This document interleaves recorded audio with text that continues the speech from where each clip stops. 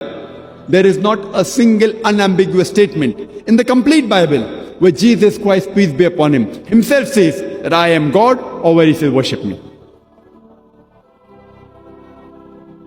Where in the New Testament. Now keep in mind, this is the biggest sticking point for Muslims.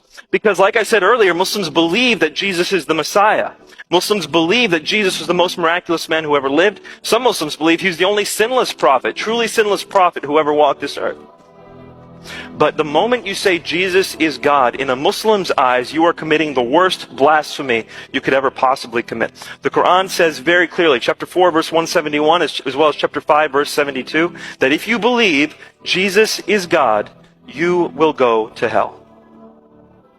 There's no arguing with that in the Muslim worldview. Chapter 5, verse 116 shows Jesus having a conversation with Allah, and Allah asked Jesus, did you ever tell people to worship you? And he said, by no means. Do I have the right to tell them to do something like that? And so the idea that Jesus is God is blasphemy in Islam, and they're trying to defend God when they say there's no way Jesus is God. So the question for me, now that I came to the point of realization that the New Testament was reliable, I said, okay, fine. But Jesus never claims to be God in that. And now I began to study with a little bit more depth. I began to try to look at things. My friend David first handed me the Gospel of John. He said, here, read this. And as I read the Gospel of John, John chapter 1 verse 1 says that Jesus is God. Don't have to go too far. In the beginning was the Word was with God, and the Word was God. Well, what is the Word? You go down to verse 14. The Word became flesh and dwelt among us, and we beheld His glory. I'm looking at these sets of verses, and I'm trying to find a way around this, because again, from childhood, I've been told Jesus couldn't be God. And now that I believe the New Testament's reliable, how could it possibly say this? So the way I defended that was by saying, well, Jesus isn't saying He's God here. This is John, the author. I want to see Jesus say He's God.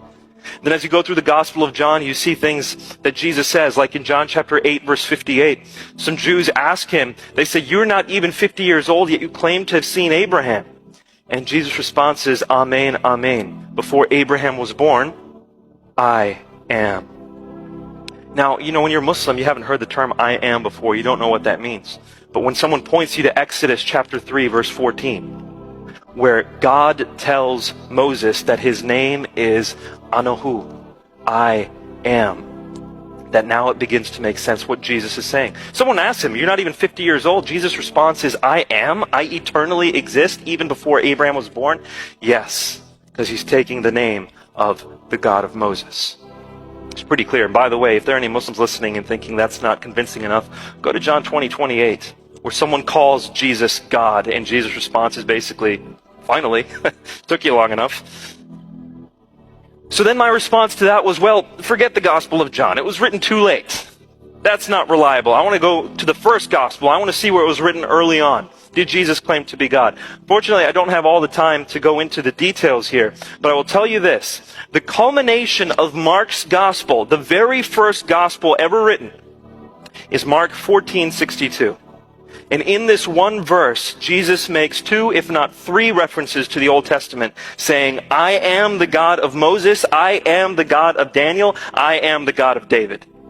And he does it so clearly that the high priests immediately tear their robes and say, you have heard the blasphemy, what shall we do?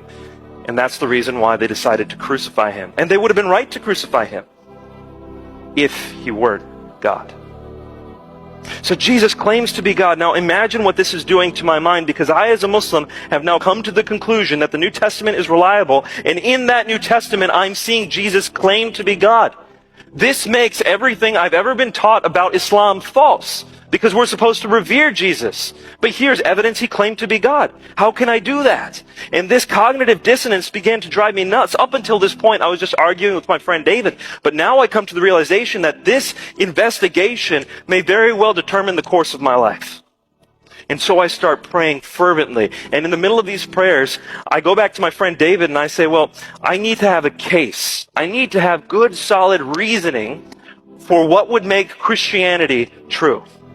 Because Christians believe all kinds of things. There's different denominations. Some Christians believe this. Some Christians believe that. What is the thing that would make the core of Christianity true? And I found it in Romans chapter 10, verse 9. Paul says, if you confess with your mouth that Jesus is Lord, and believe in your heart that God raised him from the dead, you will be saved. You didn't know there was going to be a pop quiz involved. Confess with your mouth that Jesus is Lord and believe in your heart that God raised him from the dead, you will be saved. Jesus has to be God, he has to die on the cross and then rise from the dead for Christianity to be true.